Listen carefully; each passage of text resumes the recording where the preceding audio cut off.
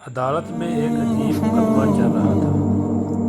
ایک دیہاتی نے توپ کے لائسنس کے لیے درخواست دی تھی اور یہ دیکھنے ہزاروں کی بھیڑ اور میڈیا کورٹ میں موجود تھے۔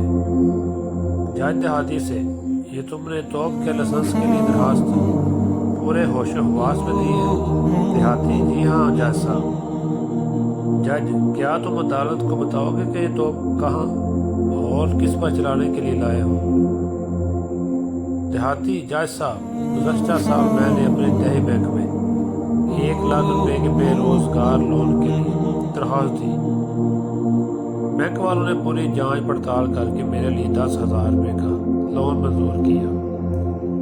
اس کے بعد میری بہن کی شادی کے لیے میں نے راشن سے 100 کلو شکر کے لیے درخواست کی اور مجھے راشن سے صرف 10 کلو شکر ملی۔ ابھی کچھ دن پہلے جب میری فصل شدید بارشوں کے نتیجے میں آنے والے سیلاب سے ڈوب گئی تو پٹواری نے میرے لیے 50,000 روپے کا معاوضہ منظور کرنے کی بات کر دی اور میرے اکاؤنٹ میں صرف 5,000 روپے ہی آئے۔ اس لیے اب میں سرکاری طریقہ کار کو اچھے طریقے سے سمجھ گیا ہوں۔